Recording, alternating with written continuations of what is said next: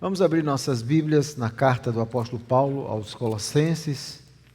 Vamos continuar as nossas exposições nessa epístola tão maravilhosa do apóstolo Paulo.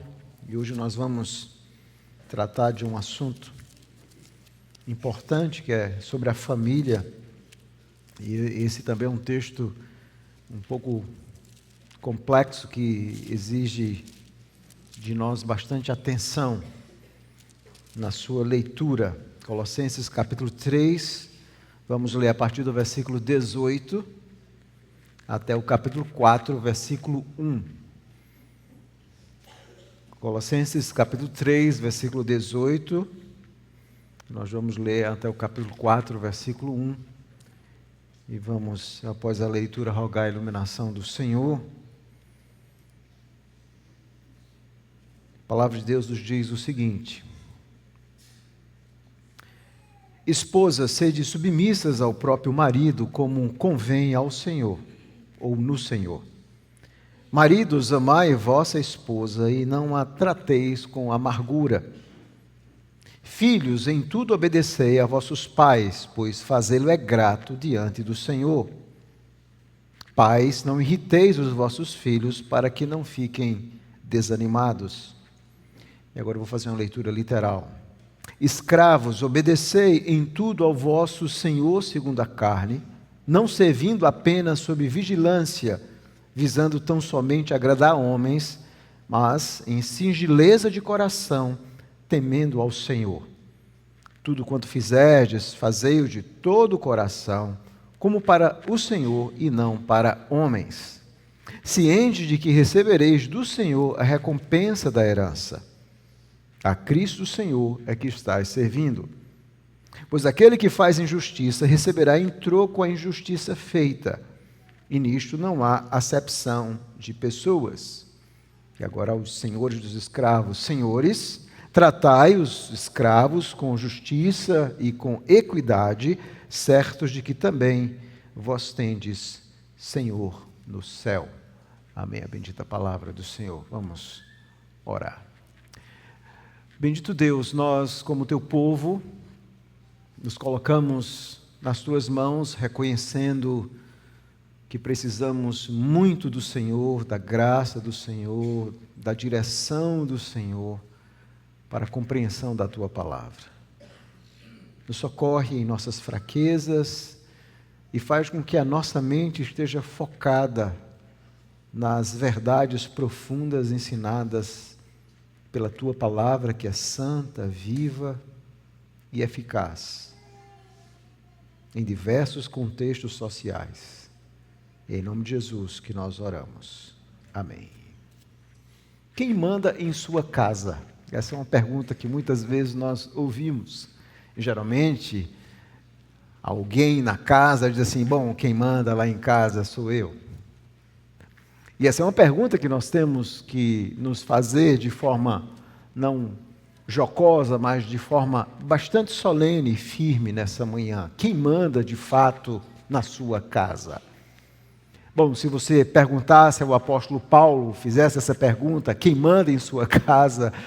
O apóstolo Paulo responderia de uma forma bastante objetiva à luz desse texto: bom, quem manda em minha casa é o Senhor Jesus Cristo.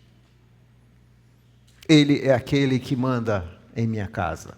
E de fato essa é a instrução fundamental nessa sessão trazida pelo apóstolo Paulo, onde ele vai mostrar a relevância da nossa fé no nosso lar, na nossa casa, a importância de que a nossa fé seja uma fé prática.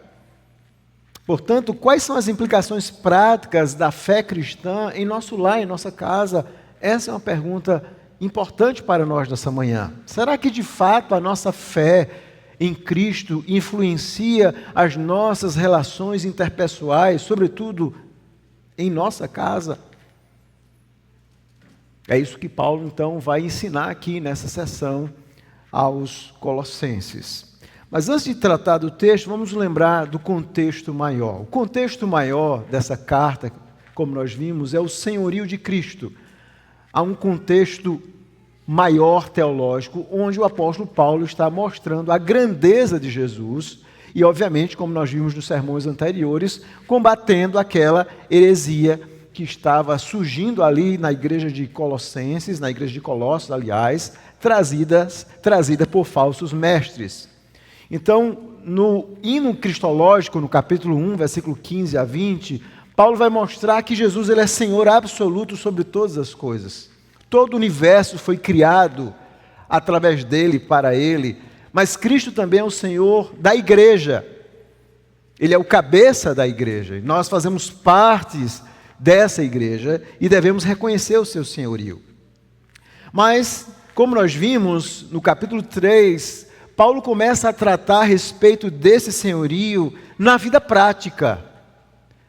E é por isso que ele diz que nós, no capítulo 3, versículo 1 a 4, nós fomos ressuscitados em Cristo e, de certa forma, nós morremos com ele lá na cruz e nós agora precisamos viver uma nova vida. E é por isso que, como nós vimos nos últimos sermões, essa nova vida significa despir-se dessa velha humanidade, daqueles hábitos não cristãos, daquela natureza não cristã que nós tínhamos. Ele trata isso no capítulo 3, versículos 5 a 11, e nos vestirmos ou revestirmos de uma nova humanidade que tem a ver com as próprias roupas santas que Jesus nos dá. Ou seja, quando nós somos transformados na conversão, nós agora devemos viver imitando a Cristo, com a graça do Espírito, com o fruto do Espírito em nossa vida. Mas agora no capítulo 3, versículo 18, e até o capítulo 4, versículo 1 de Colossenses, Paulo então vai tratar e vai explicar como o senhorio de Jesus influencia as relações na casa doméstica, no lar.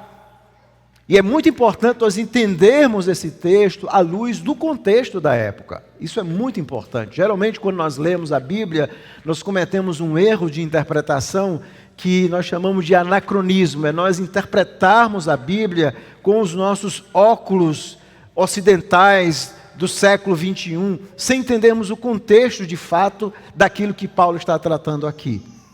Então, qual era o contexto em que Paulo viveu? Um contexto muito importante no mundo greco-romano era aquilo que eram chamados de códigos familiares. Então, por exemplo, Aristóteles, na sua obra Política, ele escreve de forma exaustiva qual era o papel dentro de uma casa familiar greco-romana. Qual era o papel do pater, do chefe da família, qual era o papel da esposa, qual era o papel dos filhos, qual era o papel dos escravos, que eram muito comuns naquela sociedade romana. Então, Aristóteles fala sobre isso. E no mundo greco-romano, isso era muito comum, essas listas domésticas, que apontavam os deveres de cada um dentro daquela sociedade, como cada um deve agir, como cada um deve se portar. Também, entre os judeus, escritores como Fílon, Joséfo, tratavam a respeito disso. Então esse é o contexto que Paulo está tratando aqui, dentro de um contexto daquelas casas domésticas. E isso tinha uma implicação importante, por quê? Porque as igrejas cristãs iniciais, como a igreja de Colossos, eu vou explicar daqui a pouco, era uma igreja que funcionava dentro da casa de Filemon. Então, de alguma forma você tinha igrejas que funcionavam em casas, e essas casas tinham essas regras que eram muito comuns na época. Então, dentro de uma casa greco-romana, você tinha o pater, que é de onde vem a nossa palavra pai, pater em latim. Você tinha o pater familias, que exercia aquilo que era chamado na época o patria potestas, ou seja, o poder absoluto. Então, um pai romano, ele tinha um poder absoluto, era um padrão romano regular. E dentro dessas casas domésticas, você tinha a esposa, que juntamente com o pater, exercia essa posição de autoridade. No caso, o pater exercia posição de autoridade sobre todos, sobre a esposa, sobre os filhos, sobre os escravos. O pai e a mãe exerciam uma posição de autoridade sobre os filhos e sobre os escravos. E você tinha, nesse nível, os escravos que tinham uma posição submissa, obviamente, a todos, A esposa que tinha uma posição submissa ao pater, e obviamente você tinha os filhos que tinham submissão ao pai e à mãe. Então, esse era o contexto dentro de uma casa romana. É por isso que você vai encontrar inúmeras vezes os autores do Novo Testamento se referindo a esses deveres do pai, da esposa, dos filhos, dos escravos. Paulo fala aqui, em Efésios nós encontramos isso, Pedro fala a respeito disso. Você vai encontrar inúmeras listas desses códigos domésticos. E o que é importante para nós? O importante é nós atentarmos para o fato de que, ainda que o cristianismo ele se dê dentro de um contexto cultural, mas aquilo que Paulo está ensinando aqui, de alguma forma, é revolucionário para os padrões da época. Por exemplo, o fato de Paulo estar trazendo instruções específicas para escravos, isso era revolucionário para os padrões daquela época. Ou Paulo está se dirigindo e mostrando a importância das mulheres e como os homens deveriam amar as mulheres, e isso era revolucionário para a época. Mas o mais revolucionário para a época era o fato de Paulo agora direcionar ou redirecionar todos os membros da casa para o senhorio de Cristo. Isso era revolucionário. E é por isso que há uma grande ênfase aqui no conceito de Jesus como Senhor sobre todos dentro daquela casa doméstica. Então, o que é que nós estamos lendo aqui? Nós estamos lendo a carta de Colossenses, o gênero textual, ou seja, a forma desse texto aqui, do versículo 18 até o capítulo 4, versículo 1, é aquilo que nós chamamos essas listas domésticas. E aqui, obviamente, com essa roupagem cristã que Paulo vai dar a elas. E aqui Paulo vai trazer 3 grupos de instruções muito claras. É a estrutura do texto. Observe comigo. Primeiro, ele vai trazer instruções a esposas e maridos, versículo 18 e 19. Depois ele vai trazer instruções a filhos e pais, do versículo 20 e 21. E depois ele vai trazer instruções a escravos e senhores. E essa parte eu quero dedicar um momento do sermão para fazer um apêndice explicando melhor essa questão da escravidão na época e como é que o cristianismo lidou com isso e deve lidar com essa questão da escravidão. Então, a ideia principal aqui do texto, como nós podemos perceber, é a confissão dos crentes de que Jesus é o Senhor de tudo, que deve ser manifestada em todas as áreas da vida, especialmente no lar. Essa é a ideia principal aqui. Ou seja, confessar que Jesus é Senhor significa colocá-lo, sobretudo, como Senhor da nossa casa, do nosso lar. É isso que Paulo está tratando aqui. Então, qual a ideia central desse texto, a tese, o argumento central aqui, do capítulo 3, versículo 18, até o capítulo 4, versículo 1, e será o tema do sermão nessa manhã. O tema é Jesus, o Senhor da casa. Jesus, o Senhor da casa. E há 3 ideias importantes. Primeiro, o dever das esposas e maridos, versículo 18 a 19. Segundo, o dever dos filhos e pais, versículo 20 a 21. Em terceiro lugar, o dever de escravos e senhores, dos versículos 22 até o capítulo 4, versículo 1. Então vamos começar agora a analisar verso por verso. Olha a sua Bíblia, vamos ver o versículo 18 e 19, onde Paulo trata sobre o dever das esposas e maridos. Ele começa com a seguinte instrução, e Paulo vai usar várias vezes o imperativo aqui, para dar essa ideia de força argumentativa, de exortação. Ele começa dizendo: esposas, sede submissas ao próprio marido, como convém ao Senhor. A palavra que ele usa aqui para esposas, na língua grega, também pode ser traduzida como mulher, uma mulher adulta. Algumas versões para a língua portuguesa têm exatamente mulheres, mas esposas é uma boa tradução. E o que é que significa, a primeira pergunta, o que é que significa se submeter? Eu já expliquei quando tratei a respeito de outros textos que usam essa palavra, como por exemplo Efésios. Mas a palavra grega aqui que Paulo usa, hipotasso, que vem de hipo, sob, tasso, a ideia de estar sob direção de alguém, literalmente tem a ideia de estar sujeito ou subordinado. E esse verbo aqui está em uma forma imperativa, presente, mostrando uma instrução onde as mulheres deveriam continuamente obedecer. Então, o que é a ideia de sujeitar-se? É estar em uma relação de submissão e subordinação a alguém, onde você reconhece a liderança dessa pessoa. Então, tanto no Novo Testamento, como na literatura grega em geral, esse verbo submeter-se, ele é usado sempre para designar essa submissão a uma figura de autoridade, alguém que está em uma posição de autoridade. Por exemplo, em 1 Pedro 5,5 fala que os jovens devem se submeter aos mais velhos. Em Lucas 2,51 diz que Jesus era submisso, ou seja, ele se submetia aos seus pais. Em Romanos 13,1 nós aprendemos que nós devemos nos submeter às autoridades constituídas por Deus, no caso, os governantes. Em 1 Pedro 5,5 nos fala também sobre nos submetermos às autoridades da igreja. Efésios 5,24 nos fala sobre nos submeter a Deus, a Cristo, aliás, e Hebreus 12,9 nos submeter a Deus. Então, o que é que Paulo está trazendo aqui para as mulheres? É que elas devem reconhecer e colocar-se voluntariamente sob a liderança do seu esposo. Ou seja, as mulheres cristãs devem reconhecer os seus maridos como aquela liderança pactual que foi criada por Deus. É simples assim. E, obviamente, essa ideia de submissão aqui, esse conceito bíblico, não diminui a dignidade e o status da mulher. É por isso que nós geralmente falamos nesse status ontológico, a palavra ontos, que significa ser.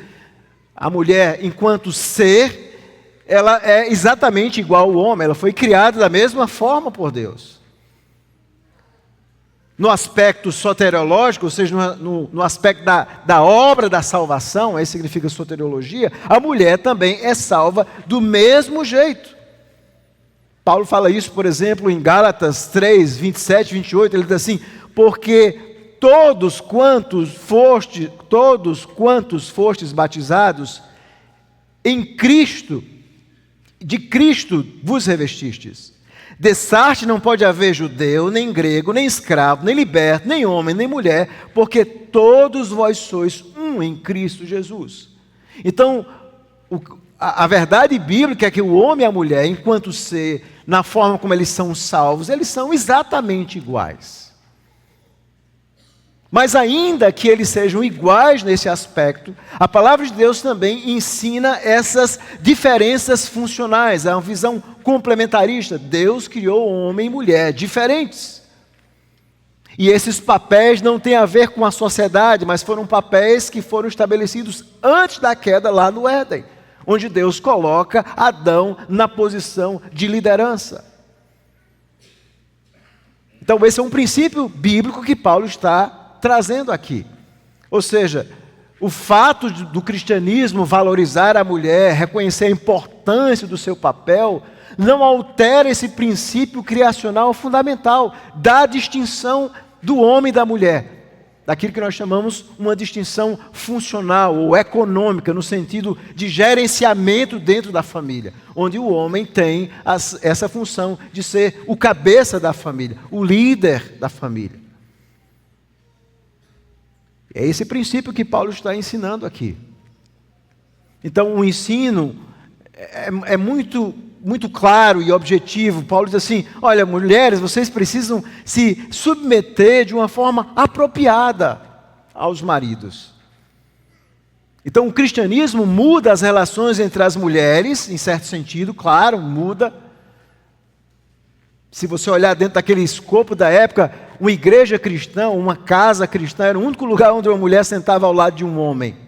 Na sinagoga isso não acontecia, nos templos romanos não acontecia. O cristianismo, ele causa uma revolução, mas ele não altera esses princípios fundamentais, criacionais, criados por Deus. Que é o que nós chamamos de complementarismo funcional, papéis diferentes. Nós fomos criados diferentes, para exercermos funções diferentes no lar. Então você observa que o cristianismo cria essa tensão entre igualdade, mas ao mesmo tempo de diferenças importantes funcionais. E é por isso que Paulo, voltando aí para o versículo 18, ele conclui dizendo: esposa, sede submissa ao próprio marido.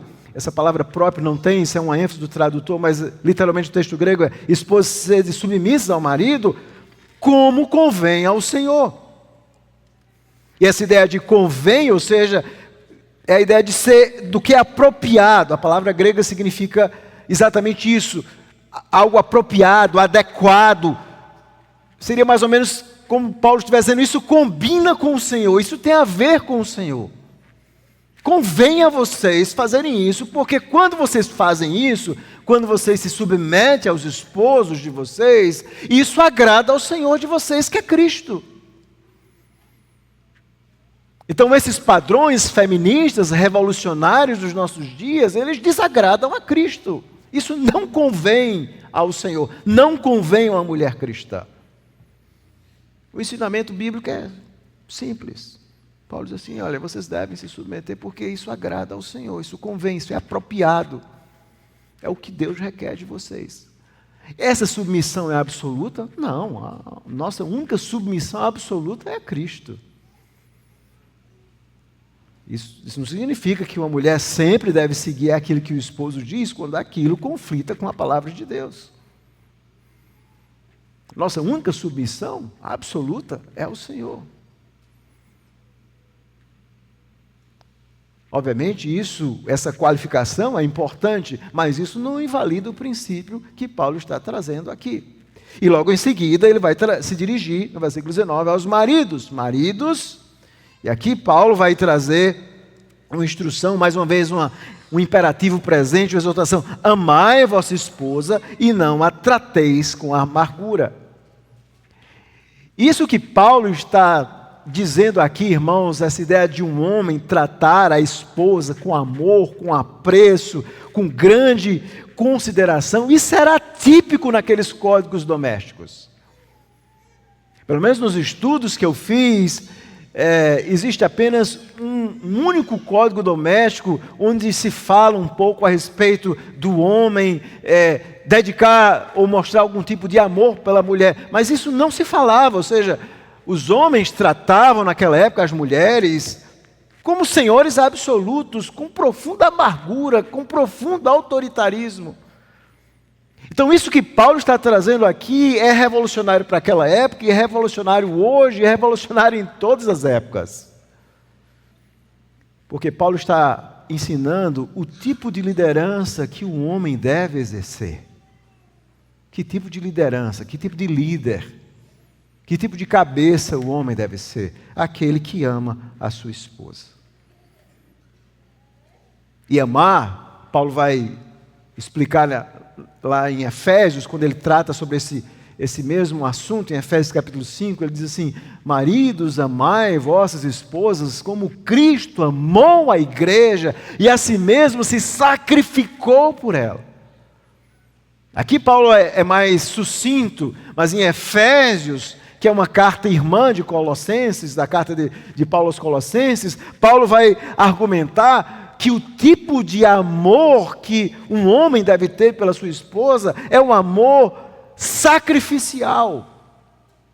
E a pergunta é: que mulher não se submeteria a alguém, à liderança de alguém que a ama como Cristo amou a igreja? Que mulher não faria isso? E é por isso que Paulo está dizendo: vocês devem amar a esposa de vocês. Vocês devem tratá-la com apreço, com consideração. E ele continua: e não a trateis com amargura. A palavra é uma só palavra na língua grega, o nosso tradutor recorre a essas duas palavras, que literalmente essa ideia de amargura é a ideia de atitudes duras, egoístas.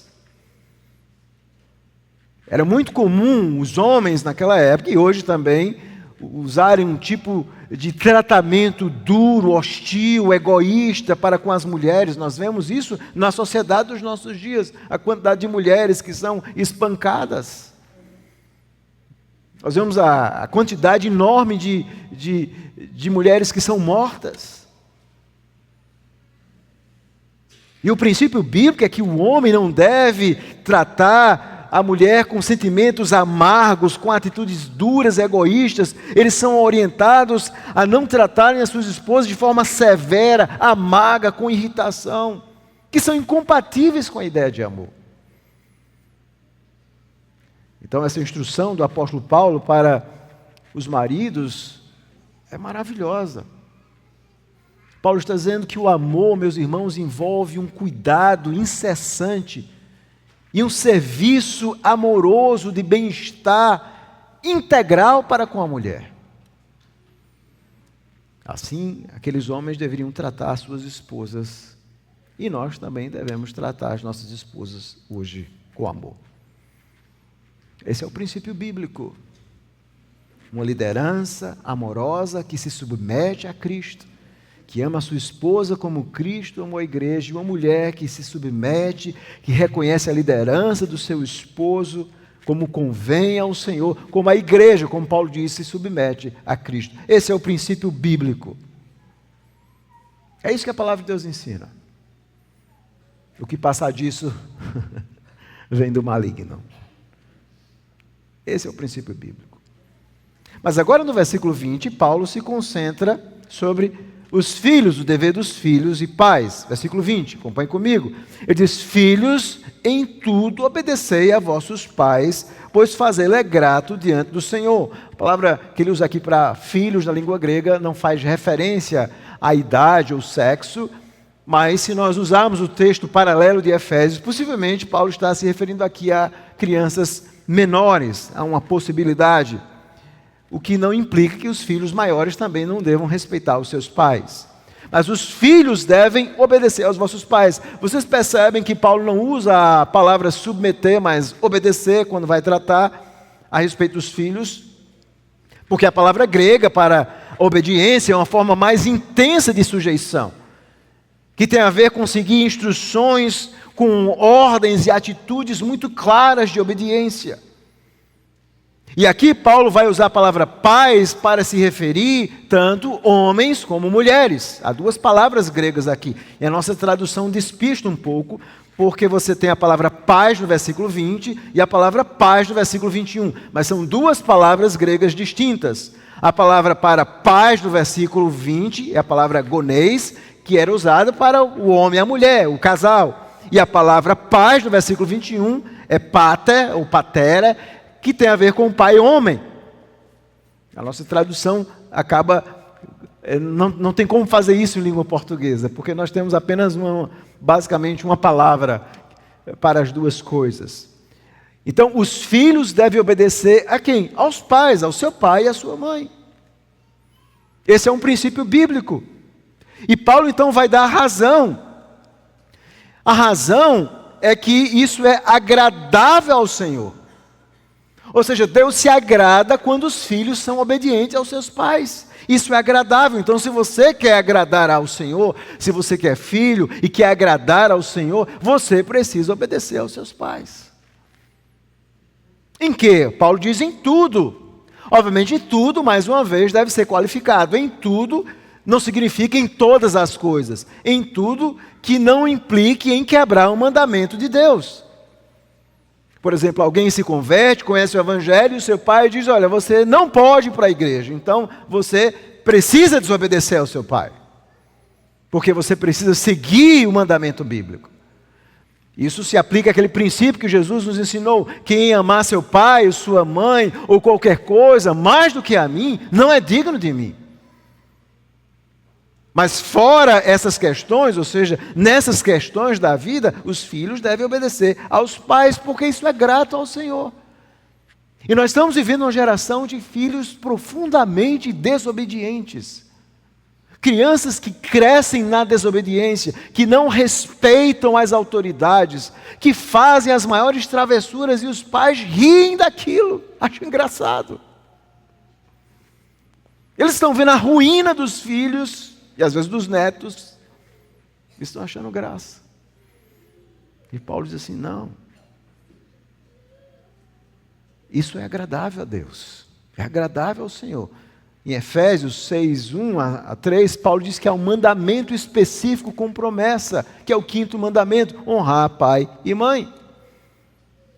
E agora, no versículo 21, Paulo vai se dirigir aos pais, que aqui, como eu expliquei, a palavra pateres ou pater se referia ao homem que tinha, dentro daquele contexto, e hoje, uma responsabilidade maior. Geralmente nós achamos, na nossa sociedade, que a responsabilidade maior de criar os filhos está relacionada à mulher. Até porque o papel de mãe faz com que a mulher tenha uma ligação muito forte com o seu filho. Mas aos olhos de Deus, aos olhos desse princípio bíblico de liderança masculina no lar, esse princípio aqui implica que a responsabilidade sobre os homens é maior do que sobre as mulheres, de que Deus vai cobrar mais de você, homem, do que da sua esposa.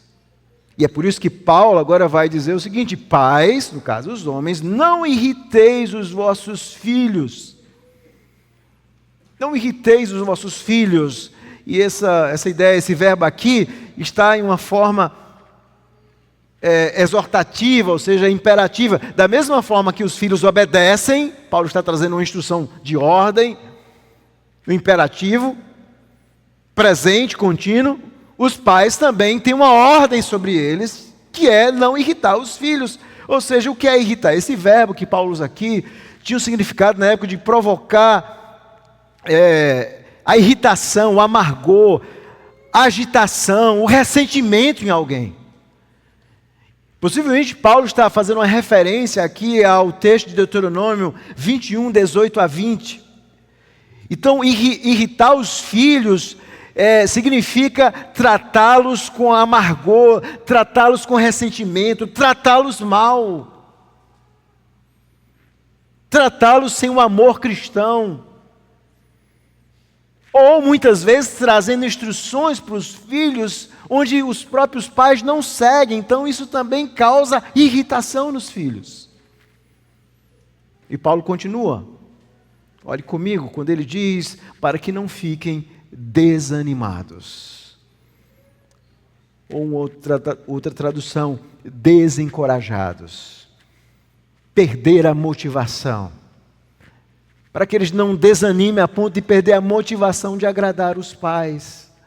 Ou seja, se você trata o seu filho mal, com irritação, se você não ensina a palavra de Deus a ele, é muito importante os pais fazerem isso. Nós temos que lembrar que os nossos filhos, eles não nascem automaticamente convertidos, irmãos, eles são pecadores. Então, além de instruções, de ensinar a palavra de Deus, de ensinar a lei, nós temos que ensinar o evangelho para eles. Nós temos que orar para que Deus converta o coração deles na masternidade. Nós temos que ensinar que eles, quando forem crescendo, vão travar a luta no coração deles. Entre querer fazer o que agrada a Deus e o seu coração pecador que quer seguir o caminho que desagrada a Deus. As crianças vão enfrentar essa luta moral dentro delas. E a resposta para isso é o Evangelho, que transforma, que perdoa. E é por isso que os pais precisam ensinar o Evangelho aos seus filhos. Sem irritá-los, para que eles não fiquem desanimados. Para que eles continuem obedecendo aos seus pais. E agora, no versículo 22, é a parte mais difícil da epístola, onde Paulo vai tratar a respeito dos escravos, que é traduzido na sua Bíblia por servos, é um eufemismo que o nosso tradutor usa, até porque a própria ideia da escravidão, como nós conhecemos a escravidão, e as terríveis consequências na nossa sociedade fizeram com que os próprios tradutores preferissem essa opção por servos, mas a palavra grega aqui é doulos, que literalmente é escravos. E Paulo agora vai se dirigir aos escravos e no capítulo 4, versículo 1, aos senhores deles. Então, como é que nós devemos ver esse texto hoje? Então, há pelo menos 4 perguntas importantes que eu quero analisar com os irmãos antes de explicar esse texto.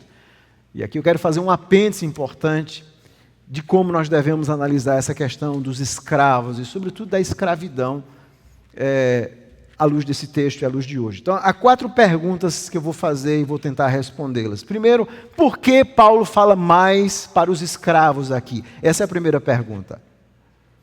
É lógico que Paulo é muito sucinto quando ele fala para os esposos, para as esposas, para os pais, para os filhos, mas quando ele vai falar para os escravos, observe que vai do versículo 22 até o versículo 25. Por que é que Paulo se demora mais falando aqui para os escravos?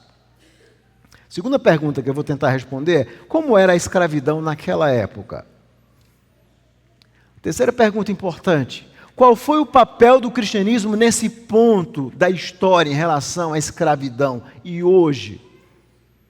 Essa é uma pergunta muito importante, porque muitas pessoas usaram vários textos bíblicos como uma forma de defender a escravidão. Então nós temos que pensar seriamente sobre essa questão hermenêutica, isso é muito importante. E aí vem essa quarta pergunta: como é que nós devemos interpretar essas exortações, considerando que Paulo também traz exortações para mulheres e filhos? Como é que fica essa relação? Considerando que em relação a mulheres e filhos, nós geralmente dizemos que há absolutos ali que devem ser seguidos. E em relação à escravidão, como nós devemos tratar? Então existe uma questão hermenêutica muito importante na interpretação bíblica que nós devemos responder. Então vamos tentar responder a primeira pergunta, tá bom? Por que Paulo fala mais aqui para os escravos? Bom, uma das respostas seria que tinha muitos cristãos escravos ali em Colossos. Mas em todo o Império Romano existiam muitos escravos. 1/3 da população de Roma era composta de escravos. Com certeza existiam cristãos escravos. Mas essa não era a razão. A razão para Paulo se demorar mais aqui falando para escravos tem a ver com outra carta que ele escreve, que é a carta a Filemon. Filemon é alguém que vai conhecer o Evangelho através de Paulo. Ele era lá de Colossos. E a igreja de Colossos era na casa de Filemon. E um dos escravos de Filemon, que é Onésimo, foge de Filemon, se encontra com Paulo, é evangelizado, e ele então se converte. E Paulo então manda ele de volta para Filemon, para que ele de alguma forma fizesse as pazes. E ele possivelmente era o portador dessa carta de Colossos. Ou seja, a igreja que era na casa de Filemon estava tendo que lidar com um problema real. Um escravo que havia fugido do seu senhor e agora estava voltando como um crente. É por isso que Paulo então precisava falar mais a respeito desse problema, porque tinha a ver com o contexto da época. Depois vocês leem a carta de Paulo a Filemon. Segunda pergunta: como é que era a escravidão na época? Veja, a escravidão na época era uma parte integral do mundo. 1/3 de todo o império, todas as pessoas que viviam naquela época eram escravos. E a escravidão, diferente de uma escravidão como nós conhecemos, a escravidão como nós conhecemos tem a ver com cor, onde muitas pessoas negras foram escravizadas, mas não era assim em Roma. Sempre quando Roma vencia nações, as pessoas eram levadas escravos. Se você tivesse uma dívida e não paga, você podia ser feito escravo. Então, a escravidão fazia parte de todas as etnias, de todas as pessoas. Era uma realidade comum no mundo da época. Aristóteles, escrevendo, por exemplo, em Política, no capítulo 1, versículo 125, uma obra chamada Política, ele diz assim: qualquer pessoa que por natureza não é dona de si mesma, mas de outra pessoa, é por natureza um escravo. Então a escravidão nem sempre era por força, nem estava relacionada à raça. Na verdade, muitas pessoas às vezes se vendiam como escravas, porque ser escravo naquele mundo às vezes era melhor do que não ser. Porque como escravo você tinha alimento, você tinha comida, você tinha o cuidado do pater. É um contexto completamente diferente desse que nós conhecemos da escravidão.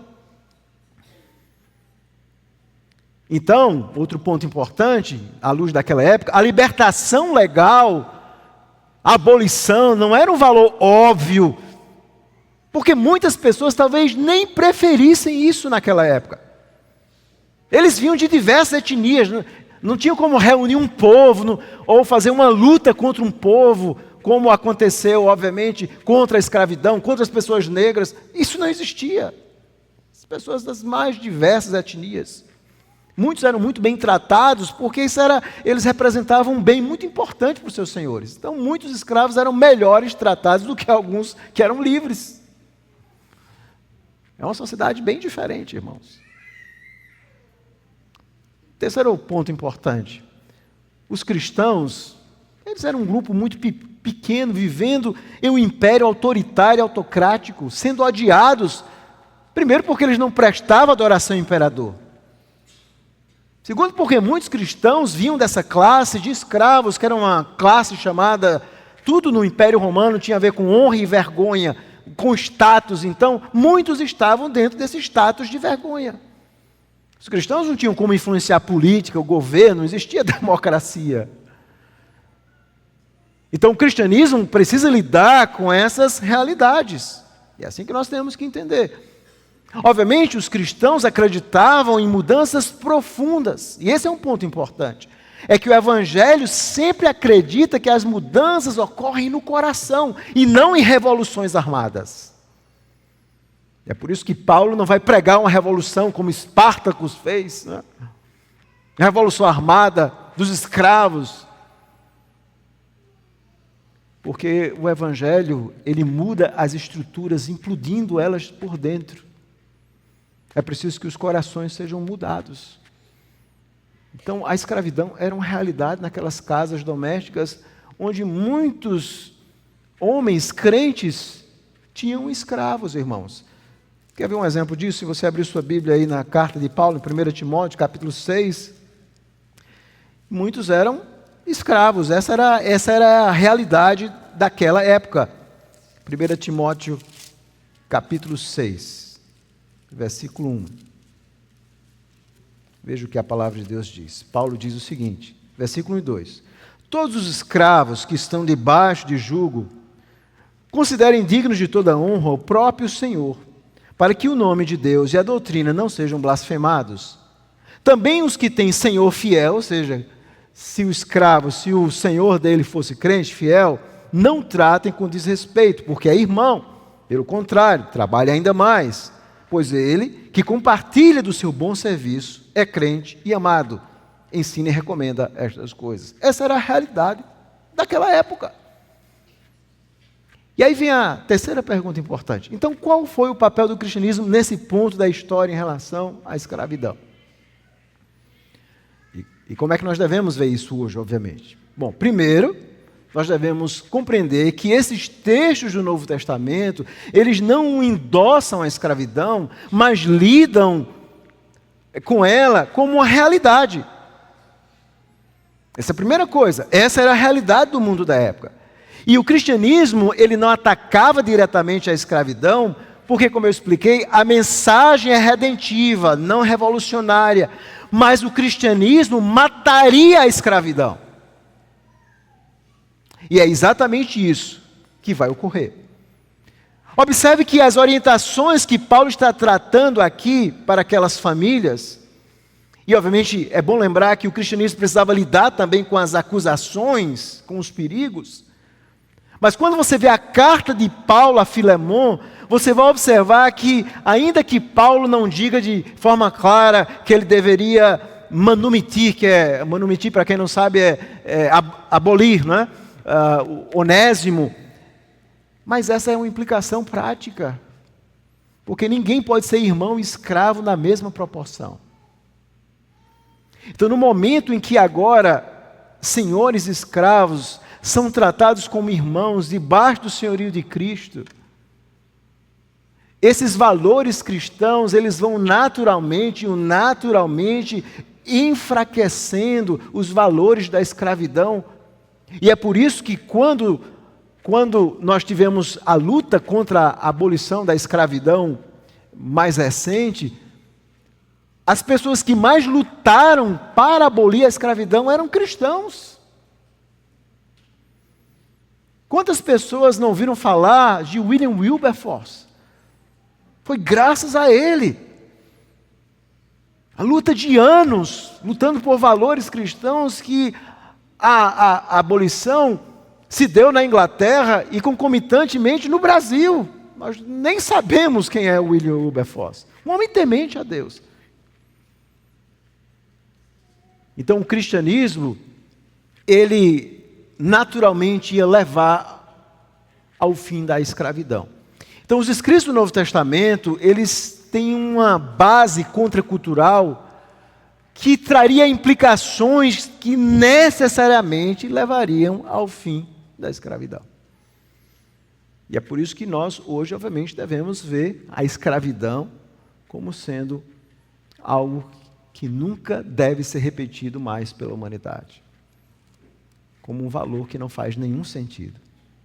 Mas aí vem a última pergunta. Como devemos interpretar essas exortações, considerando que Paulo também traz exortações para homens e mulheres?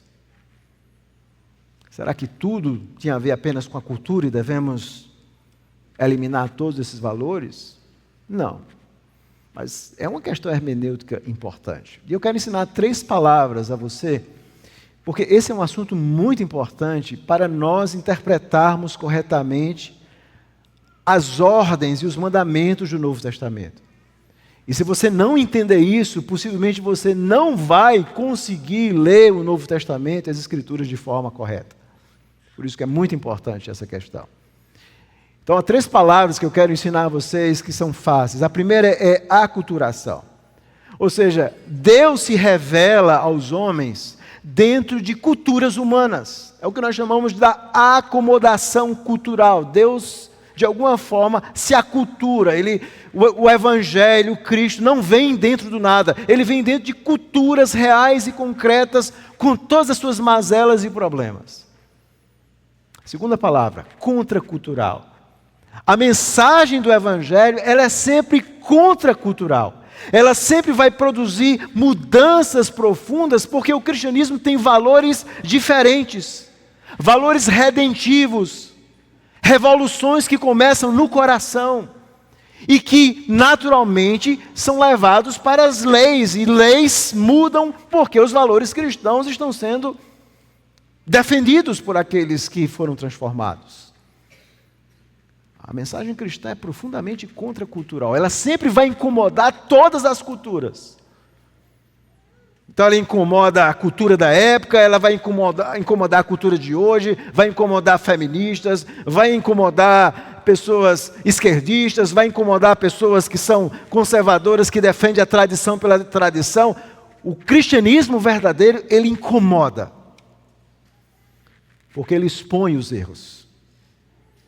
Mas em terceiro lugar, a mensagem cristã, ela é sempre supracultural. Deus revela a sua vontade dentro de culturas, mas os valores estão acima das culturas. Isso é muito importante você entender. Os valores estão acima de qualquer cultura.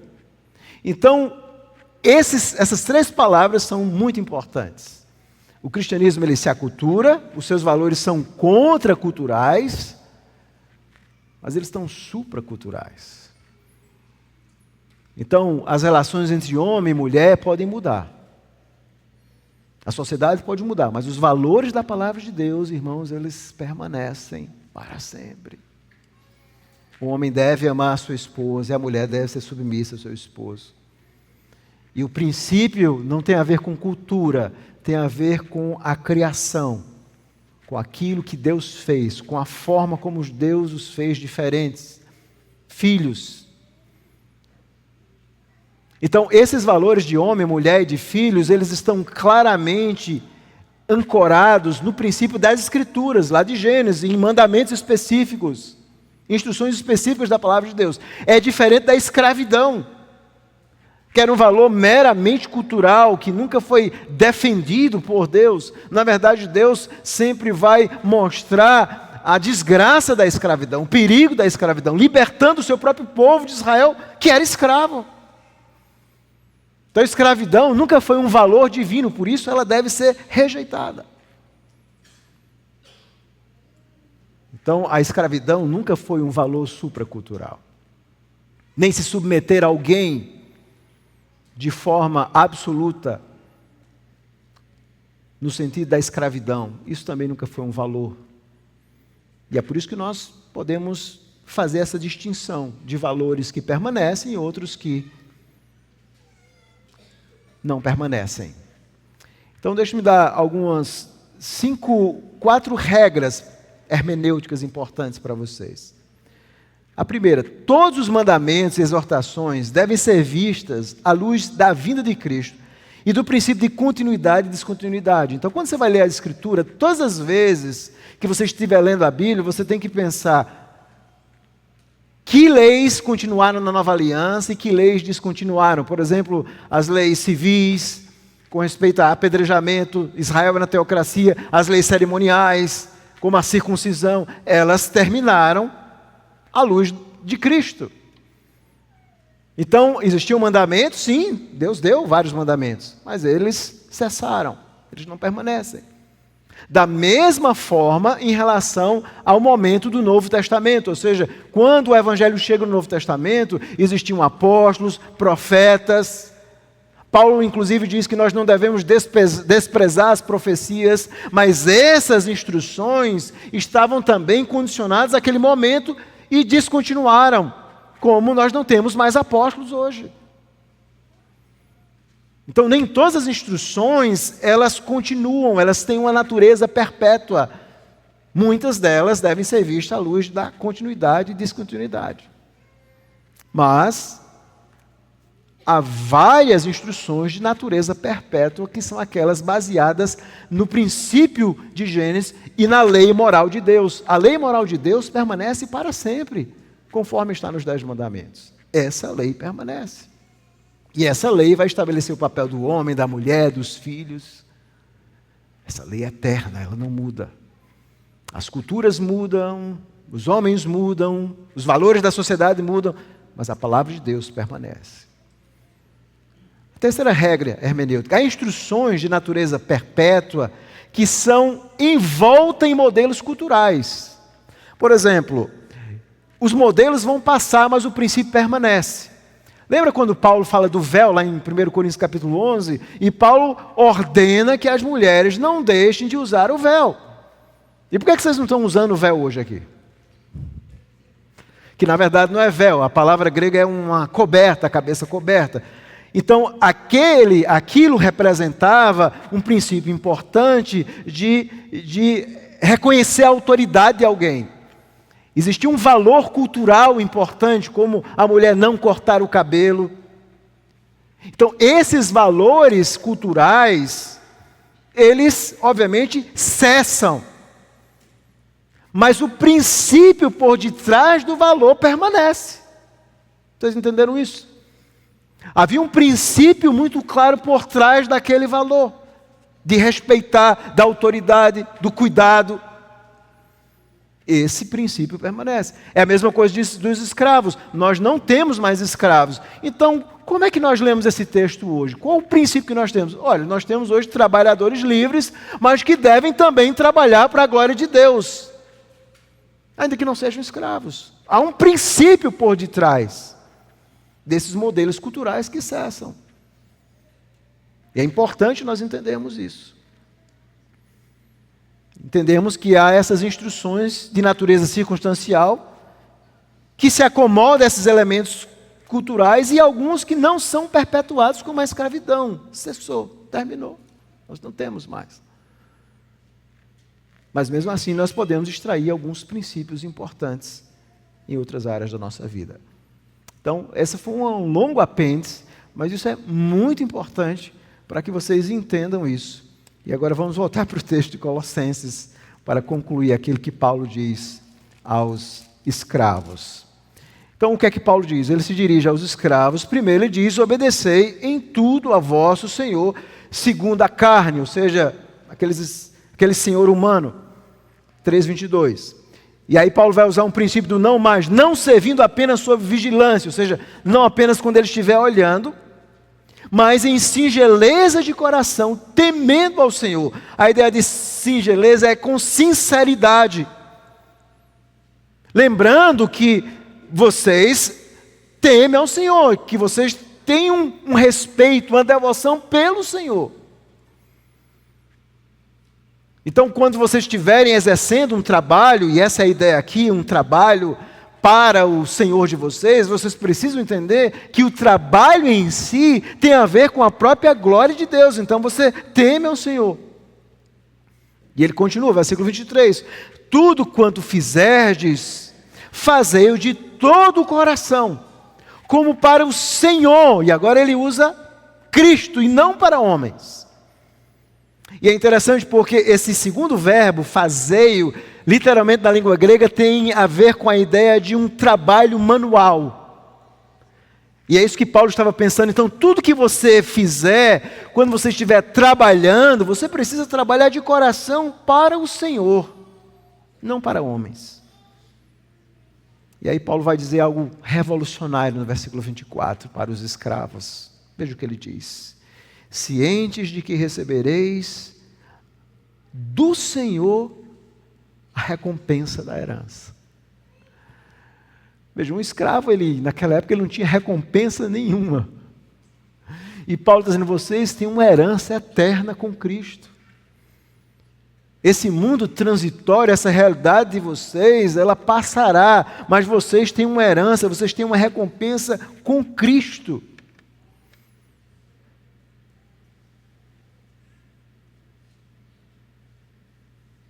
E ele conclui dizendo, a Cristo Senhor é que estais servindo. Eu vou fazer uma tradução diferente desse versículo, mais próxima do texto original. Esse verbo que Paulo usa aí, no final, servindo, é o verbo douleo, que literalmente significa, era o mesmo verbo de escravo. E ele está em uma forma imperativa, que a nossa versão não capta bem, mas eu vou traduzir de uma forma mais literal do texto grego, seria assim, sejam escravos do Senhor Cristo. Veja que coisa interessante. Paulo está dizendo, olha, vocês sejam obedientes aos senhores, sirvam como se estivesse servindo a Deus, mas lembre, vocês são escravos de Cristo. O Senhor mudou vocês, transformou vocês. E ele continua, versículo 25. Pois aquele que cometer injustiça receberá em troca a injustiça feita. E nisto não há acepção de pessoas. E possivelmente esse versículo 25 tem a ver com os escravos e tem a ver com os senhores, onde Paulo vai trazer esse princípio aqui da injustiça. Aquele que age de forma injusta, contrária aos princípios da palavra de Deus, vai receber a injustiça em troca. Ou seja, ele está mostrando que existe uma recompensa positiva para aqueles que são fiéis, mas também uma recompensa de juízo divino para aqueles que são infiéis. E ele diz assim, nisto não há acepção de pessoas. Sejam escravos do Senhor, mas façam isso bem, trabalhem com amor e com dedicação. E agora, no capítulo 4, versículo 1, ele vai tratar com os senhores, os donos dos escravos, o pater, senhores, tratai os servos com justiça e com equidade. Esse verbo tratar literalmente é fornecer, concedam ou deem aos servos de vocês justiça e equidade. Isso era revolucionário também. Revolucionário não porque ele está falando de justiça e equidade, porque em outras listas domésticas daquela época era comum essas orientações para que os donos de escravos tratassem eles bem, mas é revolucionário pelo que vem depois, quando ele diz assim, certos de que também vós tendes Senhor no céu. Então vocês precisam ser justos, sabendo, e esse verbo aqui está em uma forma que tem a ver com uma certeza, com algo que é certo, né? É uma forma verbal que nós chamamos de particípio perfeito, uma condição que procede de uma ação passada, ou seja, algo que você tem certeza que aconteceu no passado, e você e essa condição passada tem reflexo hoje. E ele vai usar exatamente isso, sabendo de que vocês têm um Senhor no céu. Vocês têm um Senhor que é Cristo. Cristo é o Senhor de vocês. Então, qual é o ponto que Paulo está trazendo aqui? Cristo deve ser o Senhor. Vocês observaram quantas vezes ele usa a palavra Senhor? Ele é o Senhor em todas as relações em uma família.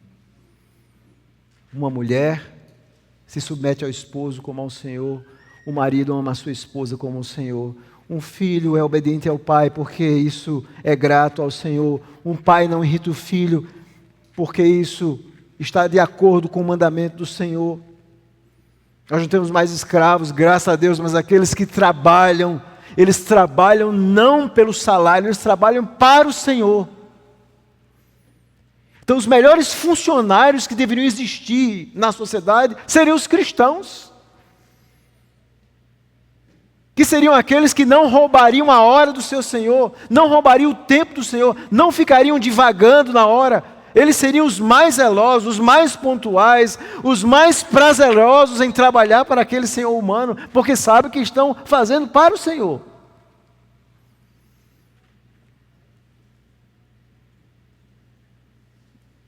Em nosso lar, Cristo deve ser o Senhor absoluto. Isso me fez lembrar uma ilustração que sempre nos lembra que uma casa, meus irmãos, é diferente de um lar. E eu estava lendo a história de um menininho americano chamado Danny, que ele morava com uma família em um trailer. É muito comum quando a gente assiste aqueles filmes americanos, você vai ver aquelas famílias morando naqueles trailers, né? Não é muito comum aqui no Brasil. E um dia alguém perguntou a Danny o seguinte: você não gostaria de ter um lar de verdade? E a resposta de Danny foi muito sábia para a sua idade. Ele disse assim: nós temos um lar de verdade. Nós só não temos uma casa para colocá-lo. Nós temos um lar de verdade. E a resposta daquela criança é maravilhosa, porque uma casa e um lar, meus irmãos, são coisas completamente diferentes. Uma casa é uma estrutura física, é um lugar onde você vai depois do seu trabalho, onde você vai, deita, dorme, come, se alimenta, interage. Mas um lar é um refúgio de abrigo, de amor. É um local onde Cristo é Senhor. Em um lar, o valor de cada pessoa, ele é ilimitado, porque o seu amor e o compromisso para com Cristo de cada um é ilimitado. Então nós precisamos aplicar esse texto em nossa vida hoje, nos lembrando dessa instrução de Paulo, vivendo em pleno século 21, em outro contexto social, mas os valores são os mesmos. Nós precisamos de lar. Precisamos de um lar. E é por isso que as aplicações aqui são maravilhosas. Ou seja, dentro da humanidade, Deus está criando uma nova humanidade com novos valores, onde Cristo é o Senhor. É por isso que os lares cristãos, eles precisam ser diferentes dos lares não cristãos.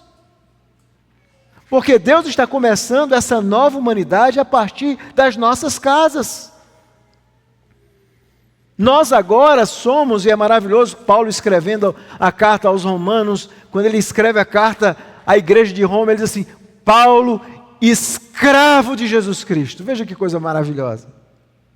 Paulo, nosso tradutor diz assim, Paulo, servo de Jesus. Mas literalmente é Paulo, escravo de Jesus Cristo aos romanos. Nós agora somos escravos de Jesus. Há uma mudança de tutela.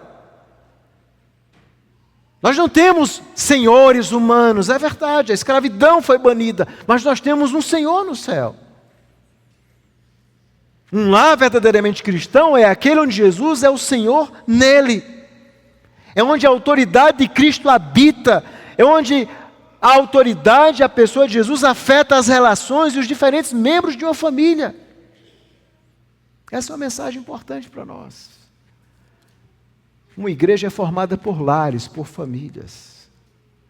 E se o Senhor não for o lar da nossa casa, o Senhor da nossa casa, se o Senhor não for o Senhor da nossa casa, o nosso lar, a nossa igreja não será forte. se nós não tivermos mulheres submissas, homens que amem, filhos obedientes, pais que tratem os seus filhos de forma adequada,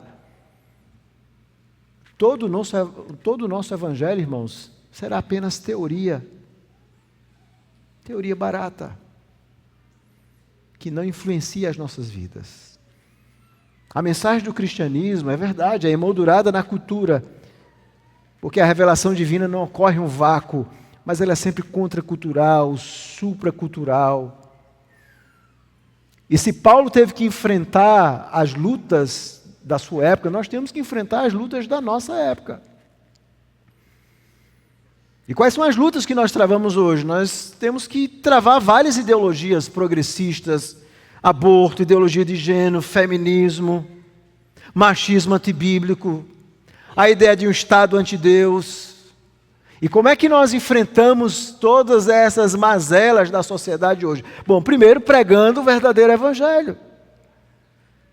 Conhecendo o verdadeiro evangelho, interpretando de forma correta o verdadeiro evangelho. Segundo, vivendo o verdadeiro evangelho. Terceiro, votando de forma correta, não votando em partidos, políticos e líderes que promovem essas ideologias. Nós vemos um Estado democrático de direito, ao contrário de Paulo. Mas nós sabemos que a esperança para o nosso país e para os nossos lares não está em homens. A nossa esperança está em Cristo, porque Jesus é a esperança para lares quebrados. Jesus é a esperança para uma sociedade sem rumo. Jesus é a esperança para mulheres frustradas, para homens desanimados, para filhos entristecidos, para pais desesperados em como criar os seus filhos. Jesus é a nossa esperança. Jesus é a esperança para os trabalhadores cristãos compreenderem o princípio bíblico de vocação, de trabalharem para a glória de Deus. Nós somos chamados, e eu quero concluir dizendo isso, nós somos chamados a viver novos valores dentro dessa sociedade ímpia. Nós somos chamados para viver.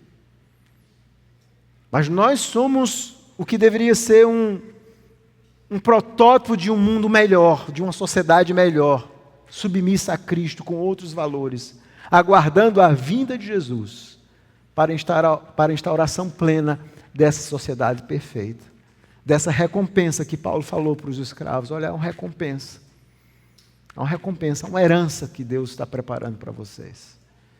E nós precisamos estar prontos para isso, vivendo essas verdades do Evangelho e da Palavra de Deus. Que Deus nos ajude, irmãos, a vivermos as Escrituras nesse mundo tão cheio de loucuras como o que nós estamos vivendo. Vamos orar. Senhor, muito obrigado pela Tua Palavra. Obrigado pelas instruções que ela nos traz, pelas verdades profundas também. Tudo isso nós te pedimos em nome de Jesus. Amém.